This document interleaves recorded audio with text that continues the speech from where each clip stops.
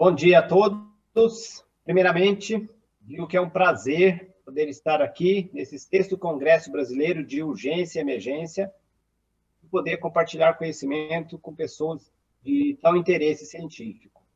Gostaria de agradecer ao futuro médico, que é um dos que fez o convite, o Jonathan, e a todos os outros que se empenharam para que esse congresso fosse realizado. Sei que não é fácil organizar um evento desse, ainda mais nesses dias de pandemia, de Covid, né? Que esse é o novo normal, então a gente realmente agradece a todos vocês pelo empenho e por estar aqui. E, em especial, a organização pela ASPEB, que fez com que esse evento fosse possível acontecer. Então, coube a mim falar sobre esse assunto, sobre esse tema, tratamento de anemia crítica sem uso de transfusões de sangue. Por que estamos falando sobre esse assunto? Isso deve ser de interesse, né? Principalmente em nossa época.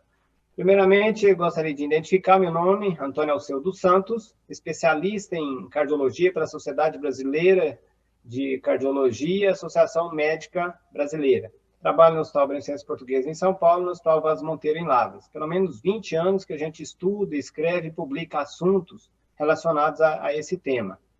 Também participo de uma sociedade internacional que faz parte para poder zelar, para poder cuidar de gerenciamento do sangue do paciente e declaro que não tem nenhum conflito de interesse financeiro para com essa palestra que vamos mencionar agora. Então, o objetivo principal que estamos falando, tratamento de anemia, né, é porque 2 bilhões de pessoas hoje no planeta são portadores de anemia. 2 bilhões de pessoas, isso mesmo. E a metade desse é por deficiência de ferro. Então, um dia ou outro, nós, como profissional de saúde, vamos deparar com um paciente que está com anemia. Então, nada melhor do que saber tratar esse paciente. De acordo com esse jornal, também a prevalência global de anemia é real mesmo. Em 2010, a prevalência chegava a 32,9% da população global. Ou seja, de cada 3 pacientes, pelo menos um estará com anemia. Ou de cada um da população global, né? Não necessariamente paciente, mas cada um do ser humano, cada 3, pelo menos um estará com anemia.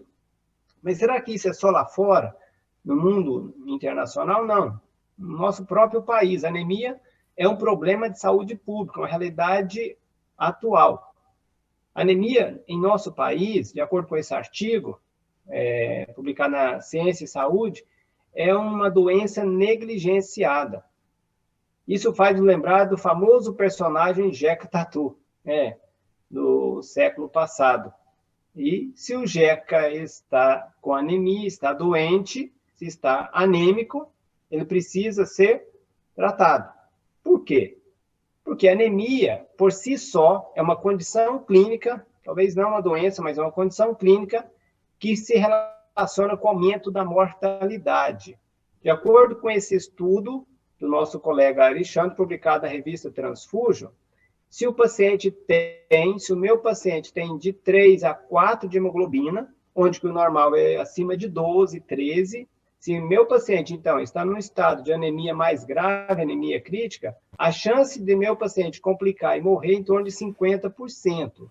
Então, a anemia, por si só, é um fator independente de mortalidade para os meus pacientes, para os meus doentes. Mas será que aí vamos transfundir esses pacientes? Vamos buscar nos bancos de sangue, onde que já não entende? Principalmente nessa época de pandemia. Veja as manchetes recente agora de março, 18 de março. Estoques de sangue do Hemocentro do Hospital São Paulo e do BCC, oncologia ativa em níveis críticos. Esta é uma realidade hoje atual. Não só no Brasil, mas praticamente em todo o mundo. No Hemorrio. Mas será que é só em época de pandemia? Não, em 2012, olha a situação do Hemorrio, um dos principais bancos de sangue também do nosso país, faltando praticamente todos os tipos sanguíneos. Só nessas cidades? Não. Olha essa outra matéria, recente também, 31 de março de 2020. Bancos de sangue sentem efeito da pandemia com queda de doações em mais da metade do país. Então, isso é realmente uma realidade em nossos dias. Os bancos de sangue estão com seus estoques abaixo do que seria ideal. Então, nada melhor do que aprender a tratar o paciente nosso com anemia sem utilizar transfusões de sangue. Mas será que resolve essas campanhas que a gente vê, que a gente observa através dos meios de comunicação? Vejam só que, às vezes, são incentivados até mesmo a ganhar alguns prêmios. Doe sangue, ganha uma camisa, doe sangue, ganha um pendrive. Não é para sair de casa, mas para doar sangue isso é possível, pode. Esse outro, doe sangue, ganhe um bombom. E olha que é de marca boa. Então, essas campanhas, tudo a gente entende o porquê. Porque os bancos de sangue realmente estão com seus estoques em níveis, a maioria das vezes, crítico. Mas por que isso acontece? Isso já era de esperar, porque de acordo com a própria Anvisa, lá em 2006, já avisava que a demanda de sangue em nosso país, ela cresce a taxa de 1% ao ano, a demanda. Ou seja, as necessidades de transfusões de sangue estão crescendo a taxa de 1% ao ano. Enquanto o crescimento das doações de sangue, elas variam o crescimento de 0,5% a 0,7%. Então, consequentemente, há uma defasagem entre o que se gasta e o que se doa. Então, isso já era lá atrás, em 2006. Por isso que nós temos que preparar agora para que a gente consiga resolver essa questão da escassez de sangue nos bancos de sangue. Mas o que a Organização Mundial de Saúde pede em relação a essa prática transfusional? Para a gente reduzir as necessidades de transfusões. Isso é um pedido da própria Organização Mundial de Saúde desde 1999. Talvez um dos motivos isso não é só a escassez de sangue nos bancos, mas sim os riscos transfusionais. Olha só o que ela diz ainda. Isso lá desde 1999. Transfusões de sangue têm o potencial de levar a complicações agudas ou de efeito retardado. Isso é um pedido da própria Organização Mundial de Saúde, reduzir as necessidades de transfusões. Aí vem o Ministério Público Federal agora, matéria recente, dia 20 de agosto de 2020. Ministério Público Federal recomenda a definição de protocolos e diretrizes para evitar transfusão de sangue. Então, nós vamos ter em breve um protocolo para evitar transfusões de sangue. Também, talvez, preocupada com os riscos transfusionais. Concorda que, diante desses acontecimentos, desses fatos que a gente mencionou, nós temos que rever alguns conceitos em relação à prática transfusional? É isso que nós vamos fazer agora, antes de passar para o tratamento propriamente dito da anemia. Vamos rever alguns conceitos. O primeiro, que a prática transfusional, ela não tem o aval, não foi passada pelos testes de segurança e eficácia pela Food and Drug Administration, um dos principais órgãos dos Estados Unidos, que normatiza medicações e remédios. Ela não passou por esses testes. Então, não temos um teste de segurança e eficácia das transfusões de sangue aprovada pelo FDA.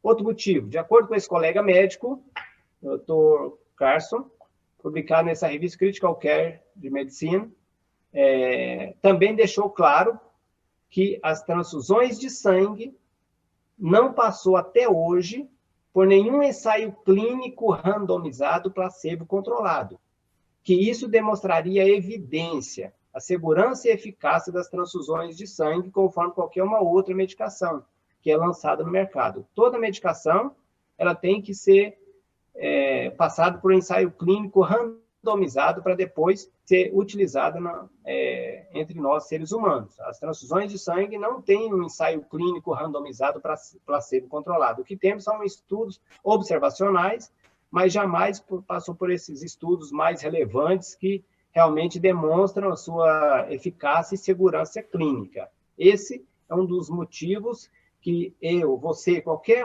paciente, para receber uma transfusão de sangue, ele tem que assinar um termo assumindo todo o risco relacionado a essa prática médica. Mas por que tudo isso?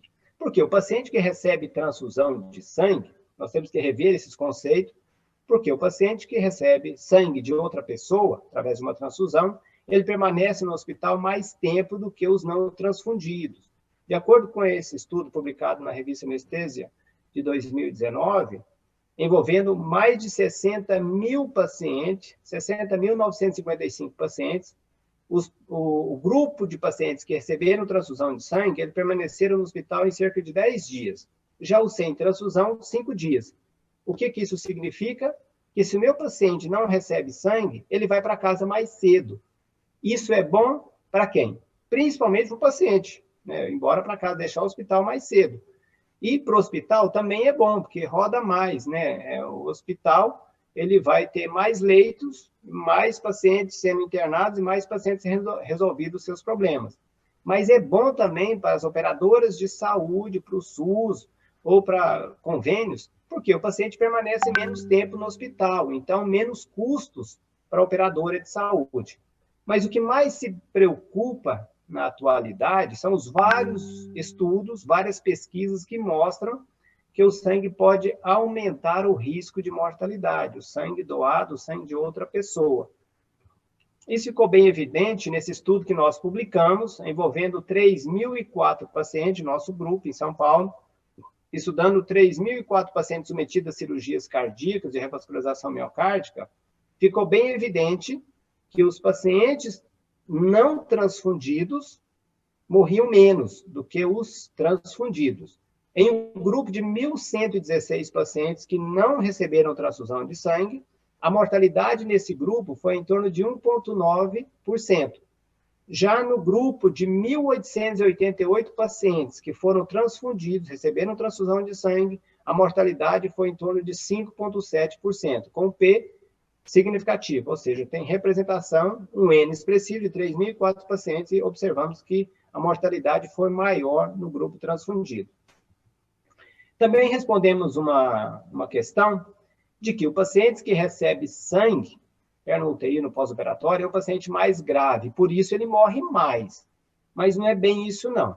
Nesse nosso estudo, nós pesquisamos a mortalidade num grupo de pacientes de 188 pacientes que não receberam transfusão de sangue, com Euriscore menor ou igual a 2 e menos de 60 anos, ou seja, pacientes relativamente jovens e com praticamente apenas um fator de risco, ou seja, paciente sem comorbidades praticamente.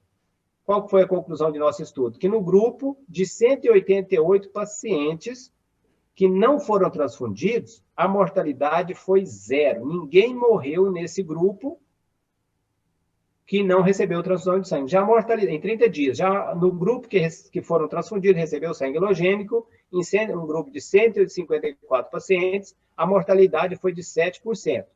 Já a mortalidade em um ano, no grupo não transfundido, também foi 0. Ninguém morreu. Pacientes relativamente jovens, com praticamente sem nenhum fator de risco, né? Mortalidade 0 em um ano. Já a mortalidade no grupo transfundido foi de 10%, também um P significativo, demonstrando que a transfusão de sangue é um fator de risco realmente independente para maior mortalidade nos pacientes.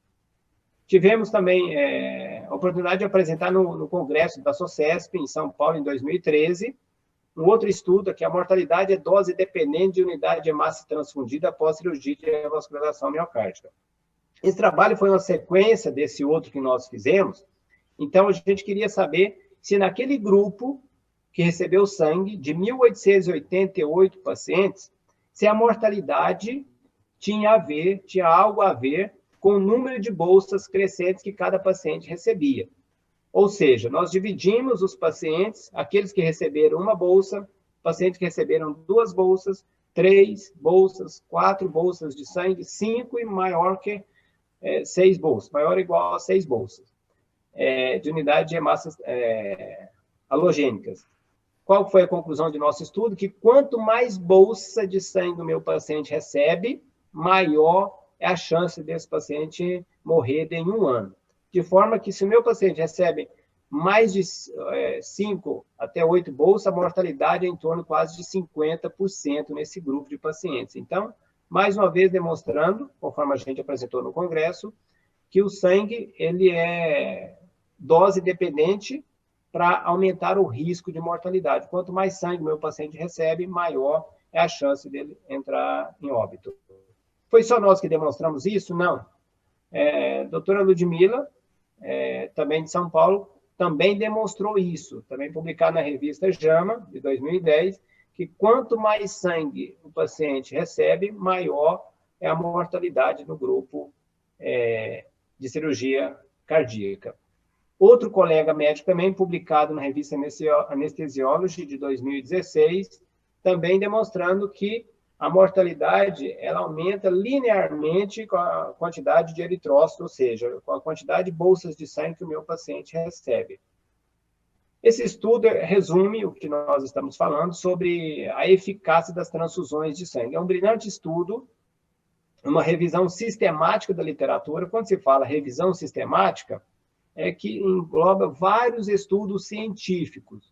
Então, nesse estudo, foram somados 45 estudos, 272.596 pacientes. Então, um N expressivo, quase 300 mil pacientes estudados. O que se concluiu? Que dos 45 estudos, em 42 as transfusões não tinham nenhum benefício. O risco era maior que o benefício. Isso avaliando a eficácia. De 45 e 42 demonstrados estudos que as transfusões de sangue tinham maior risco que benefício. Em 2 foi neutro. E de 18 estudos avaliados, 17 desses 18 estudos, as transfusões era indicativo de morte. Então, essa é uma revisão sistemática, demonstrando que a segurança e eficácia do sangue, ela realmente tem que ser reavaliada. Qual que foi a conclusão desse grande estudo, dessa revisão sistemática? Que os pacientes que estão na UTI, em trauma ou cirúrgico, notem só, transfusões de sangue estão associadas com aumento na morbidade e mortalidade. E, portanto, as práticas atuais de transfusão requerem reavaliação. Então, deixando claro que, de acordo com essa revisão sistemática, que a prática transfusional realmente merece ser rever os seus conceitos. Então, está lá o meu paciente com anemia, o que fazer? Será que eu vou insistir, então, com a prática transfusional, ou eu vou aprender um outro método de tratar, que nós vamos demonstrar que é seguro e eficaz também, ou seja, bloodless, sem sangue. E agora, o que vamos fazer? Vamos deixar que a própria Organização Mundial de Saúde também nos dá a resposta. Reunida em Genebra, em 2018, com 194 países, a Organização Mundial de Saúde, relacionada ao uso clínico do sangue, veja só o que foi definido nessa reunião da Organização Mundial de Saúde. Que a necessidade de transfusão ela pode ser evitada por prevenção, diagnóstico precoce e tratamento da anemia e das condições que causam anemia. A correção da anemia, com o tratamento com a reposição dos estoques de ferro, que estão, na maioria das vezes, baixos, 50% das anemias é por deficiência de ferro, e o uso de alternativas simples à transfusão, são seguras e eficazes. É isso que nós vamos mencionar a partir de agora. Esse é um estudo que nós publicamos na Revista Brasileira de Cirurgia Cardíaca, em 2014, onde que ela reúne, basicamente, as principais alternativas, ou seja, as opções terapêuticas às transfusões de sangue. Então, que as principais que eu digo são alternativas seguras e eficazes, alternativas médicas, tanto estratégias clínicas como estratégias cirúrgicas. Então, foi publicado em 2014 na Revista Brasileira de Cirurgia Cardíaca. Em que consistiu esse estudo? Então, ele reuniu nessa tabela, não é o objetivo de ler a tabela, mas só para saber que na página 610 desse artigo, que depois a gente vai mencionar no final, onde é que vocês podem encontrar no final, na coluna da esquerda, aqui todas as estratégias para evitar uma transfusão de sangue no pré-operatório, ou seja, tratar toda e qualquer anemia. A gente vai falar um pouquinho. Durante a cirurgia, então, como minimizar a perda de sangue do paciente durante o ato cirúrgico. E no pós-operatório, como conduzir esse paciente da melhor maneira possível para evitar que ele fique anêmico ou tratando a anemia dele. Então, de modo resumido, é isso. No primeiro pilar, vamos dizer assim, um dos objetivos principais é não deixar o meu paciente ir para a cirurgia, para a mesa de cirurgia, numa condição de anemia. Então, preconizado, isso que a gente sempre menciona para os estudantes, para os residentes, para os alunos de medicina, viu o hemograma tal com anemia, já iniciar logo esse tratamento. Então, esse é o objetivo principal dessa aula, né? É ensinar a tratar a anemia já logo no início. Então, como é pré-operatório, uma das principais medidas que nós preconizamos através do protocolo é fazer reposição de ferro, ácido fólico e vitamina B12. É algo simples que qualquer colega médico tem a capacidade de fazer. e, quando necessário, o uso da eritropoetina, que é uma medicação, né, poucos talvez já tenham conhecimento, já tenham usado, mas é uma medicação que é fornecida pelo SUS e que ajuda a estimular a medula, né? É um hormônio, produzindo a proteína produzida pelo rim, 90% pelo rim, 10% pelo fígado e outros órgãos, mas são os principais, e que ajuda na estimulação da medula para acelerar a produção de glóbulos vermelhos. Para quem não sabe, às vezes, hoje a gente coloca essa imagem só para relembrar que tem muita gente que realmente ainda não sabe tratar anemia, né? Mas isso é importante. Por quê? Porque 30% dos pacientes, eles chegam no ato cirúrgico para ser operado com anemia. Então, por que não tratar esse paciente antes? Várias medicações têm disponível, vários compostos ferrosos aí, mas até com biotônico Fontoura, para quem não sabe, a gente consegue repor as reservas de ferro. Então, é um modo assim, ilustrativo, que é importante, é fundamental a gente tratar o nosso paciente para que ele chegue numa condição cirúrgica melhor e tenha resultados pós-operatórios também melhor, porque o sucesso da equipe médica, da equipe cirúrgica, é o sucesso do paciente. Aqui algumas medicações que ainda estão em teste, publicadas nessa revista em 2019, na revista científica. Nós não vamos abordar muito, porque no Brasil ainda são os carregadores artificiais de oxigênio. Não vamos entrar em detalhe, porque não é o foco da aula, mas também se trata de anemia crítica, só que não é disponível em nosso país. No intraoperatório, preferi deixar esse slide para ensinar algo interessante. Minimizar a perda de sangue. Isso é muito importante. Antes, talvez, de tratar o meu paciente com anemia, por que não evitar que ele fique com anemia? Principalmente em pacientes que, como a gente que trabalha em UTI, né, muitas UTIs hoje a gente vê ainda que tem uma rotina de coleta de sangue de manhã, de tarde e de noite. E aí pede hemograma, eletrólise, tudo numa sequência. Então, é isso que a gente gostaria de ensinar, de passar, para reduzir essas coletas rotineiras de sangue. Não tem necessidade se não for mudar minha conduta médica em relação ao tratamento do meu paciente. Realizar somente testes essenciais que mudaria a minha conduta. Outra conduta preconizada com o nosso protocolo é realizar microcoletas de sangue, ou seja, colher o mínimo necessário de sangue para a realização dos testes. Para quem, às vezes, o pessoal do laboratório não entende quando você vai colocar microcoletas, então a gente fala assim, pede para colher em tubos pediátricos, que aí vai resolver o problema. Ela vai colher a quantidade mínima necessária para realizar os testes. Por que isso tudo que a gente preconiza? Porque, de acordo com esse estudo, 25 milhões de litros de sangue vão para o esgoto todo ano.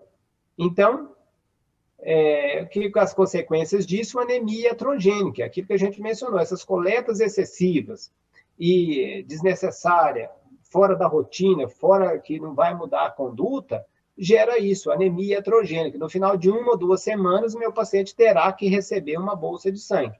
Então, está na hora agora de esses métodos de coleta de amostra serem adaptados a volumes muito menores. Isso com esse estudo científico publicado em 2014, nessa revista Médica Internacional. Essa estratégia simples, gostaria de passar também, porque a maioria são, às vezes, alunos, estudantes de medicina, é bom ter o conhecimento. A hemodiluição normovolêmica aguda. Em que ela consiste? Imediatamente, antes da cirurgia, ali na indução anestésica, eu vou tirar 1 ou 2 bolsas de sangue de meu paciente, deixar ali guardadinha, e vou fazer a reposição volêmica desse paciente com um colóide ou com um expansor de volume, para manter a volemia. Por isso que é hemodiluição normovolêmica aguda, porque eu tirei sangue. Então, o cirurgião vai operar esse paciente, é claro que vai ter sangramento, vai perder, só que no final, como o sangue estava hemodiluído, então vai perder, teoricamente, menos sangue real, vamos dizer assim, né? E se tiver algum imprevisto durante a cirurgia, esse sangue pode ser devolvido ao paciente imediatamente. Se houver um sangramento maior, está ali as 2 bolsas de sangue dele, do paciente, com seu DNA. Isso evita reações imunológicas, reações inflamatórias para o meu paciente, porque é um sangue dele, um sangue que tem o próprio DNA do paciente. Quanto custa esse tratamento, essa estratégia, melhor dizendo? o custo de 2 bolsas de sangue com citrato, 2 bolsas vazias com citrato, que não mais é menos de R$150. Uma estratégia simples, eficaz e que pode ser realizada em qualquer hospital do nosso país. Uma outra estratégia também muito divulgada hoje no mundo é a utilização de uma máquina que faz a filtragem do sangue. Essa máquina, ela suga o sangue, é como se fosse realmente como se fosse uma sugadora mesmo, né? Que suga, o sangue seria perdido no ato cirúrgico, ela aspira esse sangue, essa máquina, ela filtra e esse sangue passa numa máquina, numa centrífuga, para tirar todas as impurezas. E no final, esse sangue é devolvido para o meu paciente, um sangue lavado, concentrado e também com o DNA do paciente, sem risco de reações imunológicas e inflamatórias. Por que a gente diz isso? Porque o sangue ele é como se fosse uma impressão digital, né? Não tem o meu sangue tem o meu DNA, o sangue do paciente tem o DNA dele, então não tem 2 sangues iguais. Mesmo com tipos sanguíneos, ABO, RH, não são iguais, porque sabe que tem pelo menos mais outros 30 tipos sanguíneos diferentes. Então, essa é uma estratégia simples e eficaz. Então, a gente chama ela de uma autotransfusão intraoperatória. Então, o melhor sangue que um paciente poderia receber é o seu próprio sangue, com o seu DNA. Então, trata-se de uma verdadeira reciclagem de sangue. Esse é um filmezinho para entender melhor. Então, esse sangue aqui, que essa máquina aspira, que essa máquina, vamos dizer, suga lá do local do campo cirúrgico, é o sangue que vai filtrar e depois vai ser devolvido. Vamos dizer assim, que esse sangue que ela aspira seria um sangue que seria jogado na lata do lixo, um sangue que sairia pelas gases, pelas compressas, desperdiçado, seria jogado fora. Mas com essa máquina de autotransfusão, eu consigo recuperar esse sangue e tratar o meu paciente da situação de anemia para evitar que ele chegue num estado de anemia crítica. Então, é eficaz, é seguro. Nos Estados Unidos, praticamente todos os hospitais de cirurgia já têm essa máquina. Uma outra estratégia para tratar anemia, esse é só conhecimento, é saber que o meu paciente tolera anemia. Hoje, a maioria dos colegas médicos, quando chega em 9 ou 10 de hemoglobina, infelizmente, já pensa em transfusão. Mas não é bem assim. A medicina mudou e nós sabemos, de acordo com as evidências científicas, pacientes toleram anemia. Um exemplo é na África subsaariana. Na África, pelas condições de malária, anemia falciforme, muitos pacientes estão com anemia. E grande parte desses pacientes, eles sobrevivem com níveis, às vezes, para o Brasil, crítico, para outros lugares também níveis críticos, com 5, 6 de hemoglobina. Brincam, trabalham, correm com esses valores de hemoglobina. Então, isso envolve o quê? Conhecimento, saber que o meu paciente tolera esses níveis mais baixos de hemoglobina. Isso vai evitar uma transfusão de sangue e dar tempo para que eu possa tratar o meu paciente adequadamente. Nós comprovamos isso, publicamos esse relato de caso na revista Cardiology em 2016, onde o paciente ele chegou até um nível crítico de 2,9 de hemoglobina. Começou com 17, normal é 13, preparamos esse paciente porque sabíamos que é uma cirurgia grave, de alto risco, complexa, uma cirurgia que durou aproximadamente 315 minutos de circulação extracorpórea, ou seja, 315 minutos de coração parado, mais de 5 horas de cirurgia de tempo que esse paciente ficou com o coração parado. E por isso, muitos fatores de coagulação foram destruídos esse tempo todo, né? Sangrou muito, perdeu muito sangue e chegou nesse nível crítico de 2,9 de hemoglobina. Então, tratamos com o protocolo que nós vamos mencionar e esse paciente saiu depois de 20 dias com hemoglobina de 9,1. Então, é possível, sim, tratar com as alternativas, opções sem transfusão de sangue. Esse, talvez, no Brasil, é que níveis mais baixos de hemoglobina atingidos que foram tratados também seguindo protocolos não transfusionais, de 1,4 de hemoglobina. Então, aqui mencionou a importância da ventilação mecânica, como se funcionando como se fosse a transfusão de sangue para melhorar a oxigenação desse paciente, que é o que a maioria preconiza. Transfunde para melhorar a oxigenação, mas a ventilação mecânica também melhora a oxigenação. Esse é um outro estudo publicado na revista Anestesia de 2019, demonstrando que pacientes realmente toleram níveis baixos de hemoglobina e que essa tolerância para evitar a transfusão de sangue contribui para que os profissionais de saúde entendam que o meu paciente ele pode tolerar realmente níveis mais baixos de hemoglobina e que isso não reduz a sua sobrevida. Então, basta conhecimento. A partir de agora, então, nós vamos apresentar o protocolo que está sendo distribuído, sendo falado em vários hospitais e sendo utilizado e demonstrando segurança e eficácia. Então, o protocolo foi elaborado tanto por mim, outras duas colegas hematologistas, e que ele consiste principalmente no tratamento de anemia em todas as situações. Porque quando a gente vai fazer as transfusões de sangue, você não está tratando anemia, você está corrigindo o estado de anemia do paciente. O que a gente preconiza é tratar a anemia. Se for anemia megaloblástica por falta de vitamina B12 ou ácido fólico, aqui no protocolo menciona as doses adequadas e como fazer isso da melhor maneira possível. Se for uma anemia por deficiência de ferro, então também as estratégias de recuperação tem estratégia mais lenta, que é por via oral, os vários compostos, não tem nenhuma relação com o laboratório, conforme mencionado no início, então nenhum conflito de interesse, a gente só menciona alguns exemplos de medicações para poder facilitar o entendimento e colocar em prática. Se eu preciso recuperar o meu paciente de uma forma mais rápida, então eu tenho que dar medicações EV, fazer a reposição de ferro de uma maneira mais rápida para que ele também recupere mais rápido. No Brasil, temos dois compostos, que é o Noripurum e o Ferro Inject. E aqui tem os modos corretos, a maneira de diluição, como fazer isso de um modo seguro e eficaz. Também em crianças, o protocolo, nós tivemos o cuidado de ensinar como que faz essa reposição de ferro em crianças, as dosagens, tudo está lá no protocolo.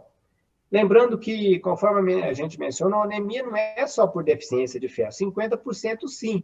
Então, tem outras causas. Mas o importante é saber como tratar isso sem ser por deficiência de ferro.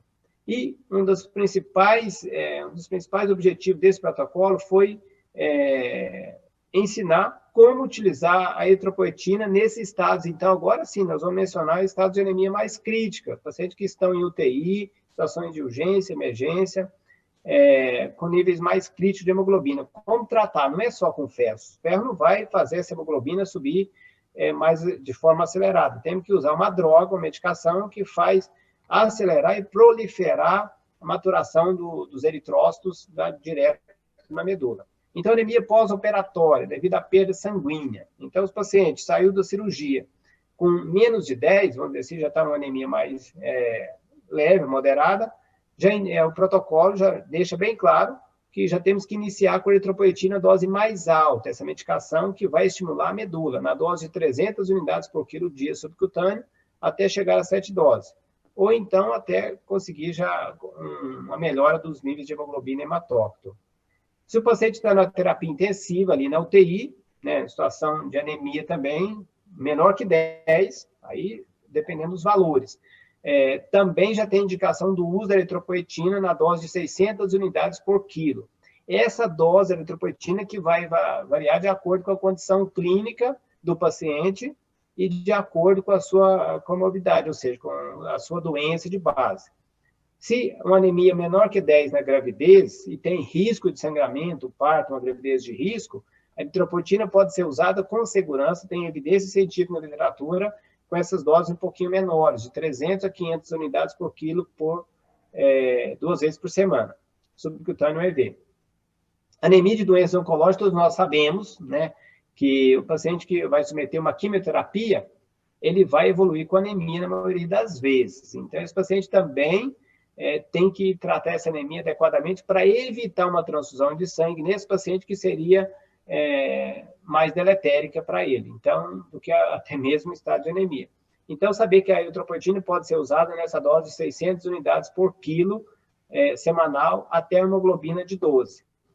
Anemia por insuficiência renal crônica, isso aqui a maioria já tem conhecimento disso, porque a insuficiência renal crônica, ela cursa com deficiência do eritropoetinogênio, devido à falência renal. Então, é normal fazer essa reposição. Só que quando o paciente está com menor que 10 de hemoglobina, uma anemia mais importante, não é aquela dose de 4.000 3 vezes por semana, é uma dose um pouco maior, de 100 a 200 unidades por quilo, 3 vezes por semana. Anemia de doenças hematológicas, também podemos usar com segurança a eritropoetina de 600 unidades por quilo semanal. Se anemia pós-trauma, a eritropoetina não vai parar o sangramento, mas de acordo com o protocolo, quanto mais rápido nós iniciarmos a eritropoetina, melhor será para o meu paciente para ele estimular essa produção de glóbulos vermelhos de forma mais acelerada.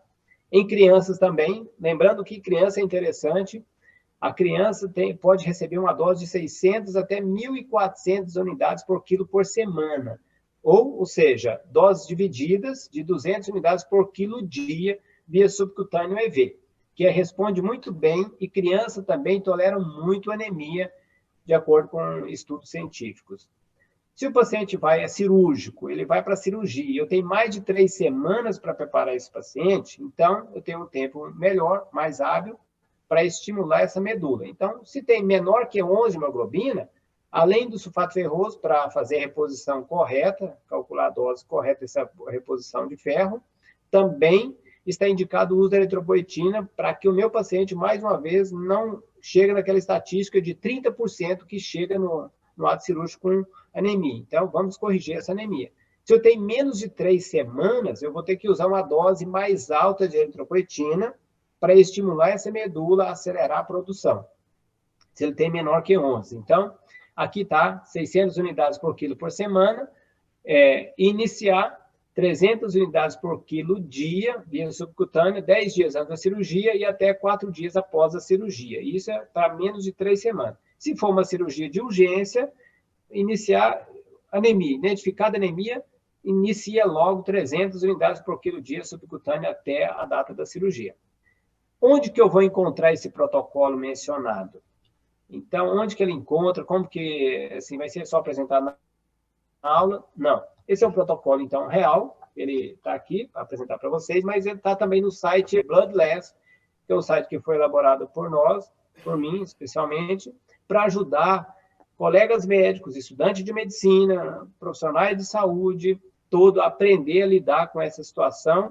E lá, sim, tem todas essas opções alternativas transfusões de sangue. Saber que elas existem já é bom sinal, e saber onde procurar melhor ainda.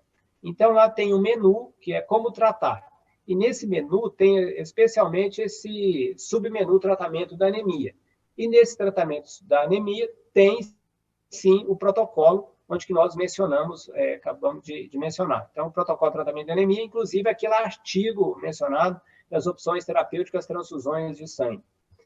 Essa aula provavelmente também em breve estará nesse site, Bloodless, que é um site sem nenhum vínculo com laboratório, de interesse financeiro, um site criado exatamente para ajudar profissionais de saúde a lidar com esse assunto e saber como tratar um paciente com anemia. Saber que a medicina hoje, a medicina vai evoluindo, a medicina moderna, não transfusional. Que a maioria dos médicos hoje, quando estudam, quando aprendem sobre esse assunto, passam a utilizar menos as transfusões, simplesmente por melhorar, por ampliar conhecimento. Isso é a medicina moderna. E para encerrar essa aula, eu gostaria de deixar como lembrança o seguinte, que a transfusão de sangue é hoje um dos órgãos mais transplantados hoje no mundo. Então, transfusão de sangue é igual a um transplante líquido.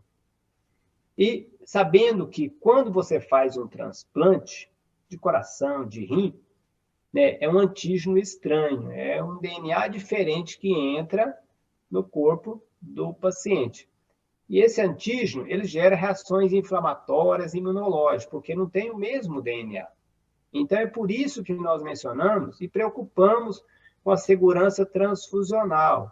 Então, nada melhor do que ampliar conhecimentos, porque ninguém indica um transplante de coração, indica um transplante de rim, aleatoriamente para um paciente. Aquilo é pesado, passa no heart team, ou seja, numa equipe multiprofissional, multidisciplinar, para depois se indicar um transplante, quer de coração, quer um transplante de rim.